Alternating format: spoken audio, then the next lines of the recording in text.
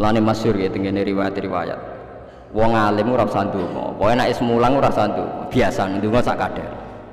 Kanjeng Nabi itu pernah keluar rumah. Ini di Muqaddimah kitab Majmu' dan di Muqaddimah kitab Ihya Fadhailul Ilmi. Kanjeng Nabi rawuh teng masjid, ada satu kelompok sahabat yang doa bersama. Boten bersama kancane wong akeh, saiki doa bersama marah ya lintas agama ya mau keliru bahasa meneh. Ndonga bareng-bareng kancane padha Islame. Waduh. Lah saiki doa bersama maknane antar apa? Agama. Wah, lha itu bahasa yang datang kemudian. Padahal maksudnya di doa bersama itu ya Wak Mustafa dengan merugikan ayo kelompok muslimin kan dengan bareng-bareng. Biasanya podo melarate disebadani. Padahal malaikat itu pengalaman. Podo melarate dianggap orang yang sudah betah dengan kemiskinan. Jika malaikat terus nyembadani mereka dianggap familiar dengan apa? Kemiskinan. Melarat anyar nang donga, iku isih panik, iku mandi. Nah melarat wis suwi ra mandi mergo mboten apa? Panik. Padahal syaratnya donga sing mandi sing panik. Amma yujibul mutarr, dadi sing panik sing isih napa? Panik. Lah melarat saiki terlatih kabeh. Dadi wis gak panik terus. Wes dadi eling-eling. Walhasil Nabi komentare lucu dawuh. Dan ini hadis sahih. Mereka itu berdoa. Kalau Allah menghendaki ya dikasih, kalau enggak ya enggak. Jadi nasibnya 50-50. Kalau Allah insya'a ajabahum wa illa wa insya'a radda. Kalau Allah ingin ya dikasih, kalau enggak ya enggak. Terus ada sekelompok sahabat yang ngajar halal haram. Ini halal, ini haram, ini baik, ini enggak. Allah memerintahkan umat Islam itu begini-begini yang dilarang. Terus Nabi ikut. Kalau ini mengajarkan hukumnya Allah, pasti benar dan pasti diganjar pangeran. Jadi rano syarat ditompo ora mesti diganjar pangeran. Terus kata Nabi, akhirnya Nabi ikut kelompok ini. Wa innama bu'istu mu'alliman. Saya ini diutus Allah supaya mengajar. Makanya ini cerita saya, ini bukan sombong, ini tahadus bin nikmat. Saya umroh 2009 itu banyak santri yang ngaji saya di kawasan Ka'bah.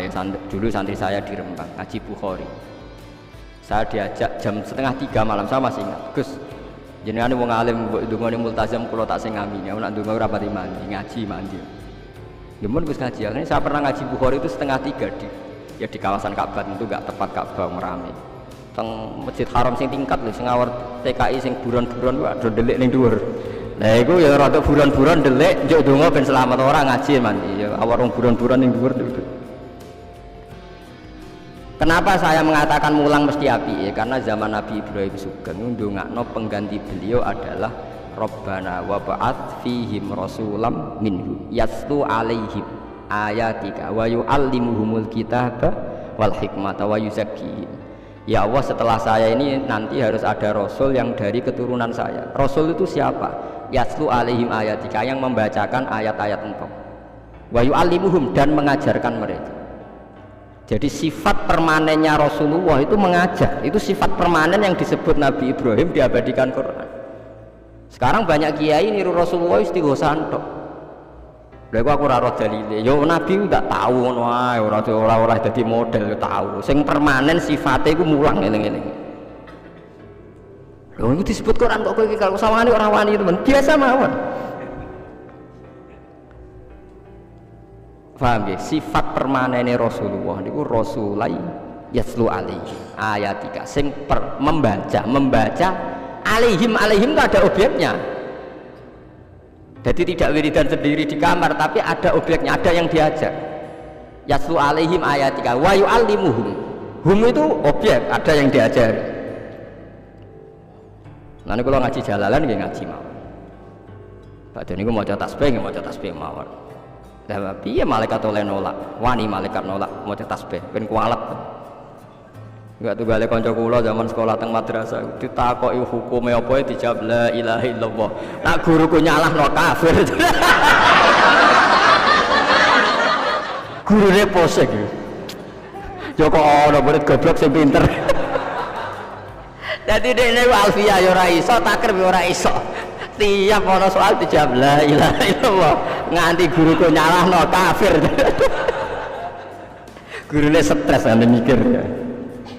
Diceluk alasan apa nulis la ilaha illallah. Wae anggere jenengan nyalahno kafir kok apa alasan. Wae anggere jenengan nyalahno nggih napa?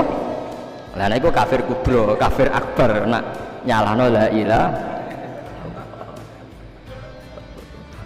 Paham ya, terus kelompok itu macam-macam. Paham ya, terus sampean jangan terlalu terprovokasi oleh istilah yang datang kemudian. Ada istilah Bani Israel di Quran.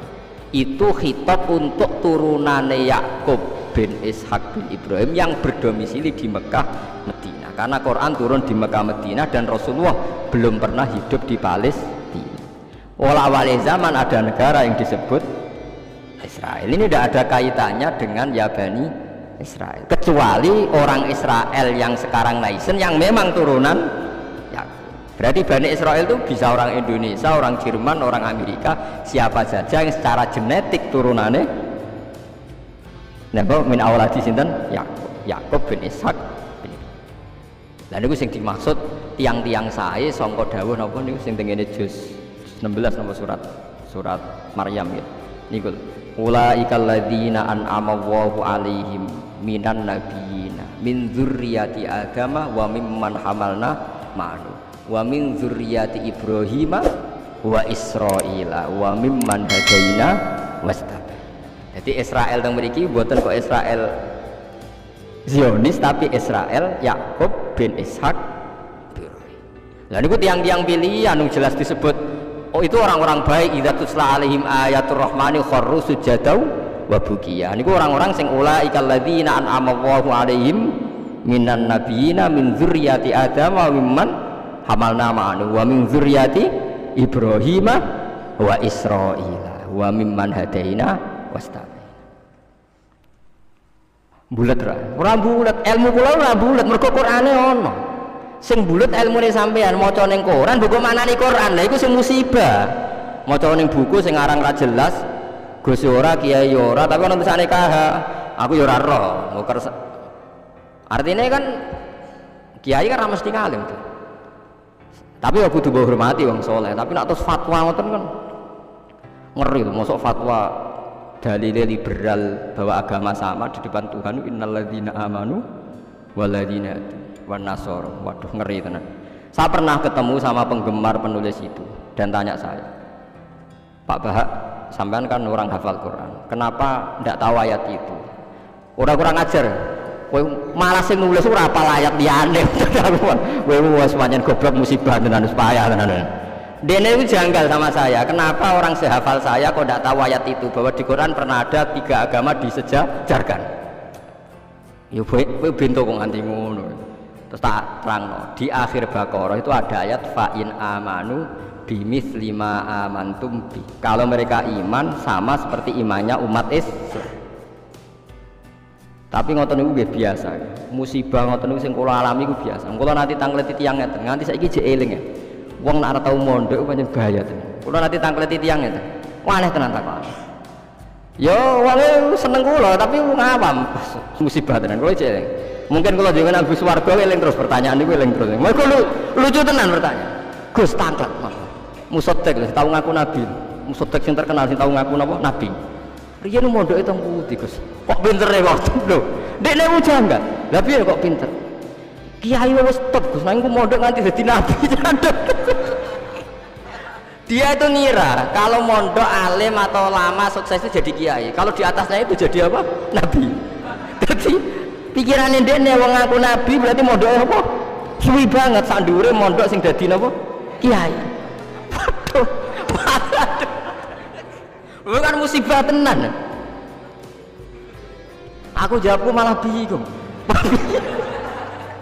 Piye mau takokan? Akhirnya tak jawab, lho malah nak tau mondok iku ora ngalah ngaku dadi nabi. Dene kaget, lho kok saged? Nak tau mondok iku ngerti nak Nabi Muhammad iku nabi terakhir, dadi ora bakal dadi nabi. Dadi peluangnya kok dadi kiai. Tapi lek ora tau mondok nganggep dadi peluang dadi nabi barang. Wah, jenis beda jenis. Dadi wong nek ora krungu blas iku malah ya repot kan. Wah musibah tenan pancen musibah. Ya tunggale niku nggih kula seling ceritane Gus Dur. Ada orang kultus sama kiai itu tanya sama Gus Dur, Gus kiai yang salah kan ya banyak. Ya kiai macam-macam toh Mus, sing pacaran ya akeh, sing rodok keliru ya akeh, doyan duit macam-macam ya akeh. Padahal kiai itu orang baik, orang suci. Kenapa mereka bisa dosa juga? Jadi Gus Dur jawab, mereka itu boleh dosa karena tahu caranya tobat. Kalau kamu nggak boleh karena nggak tahu caranya tobat. Sing takut kaget. Loh kok gitu Gus? Lah yang bisa melanggar hukum itu yang ahli hukum. Jadi kamu jangan niru dosanya kiai, dia sudah siap-siap penangkalnya. Kalau tak eleng-eleng zaman yang pondok, kalau sering dikonco nakal. Senangnya cuangkron perapatan, gak wedok ayu. Alat itu juga hilang. Dene nganti saiki wis tuwa, yo jek fasik kae. Alasane nggo setipe. Ala Gus diwudoni apa? Ilang. Dadi dekne ngerti nek dosa delok ku ringan. Dekne ngerti. Wah repot toh akhirnya malah.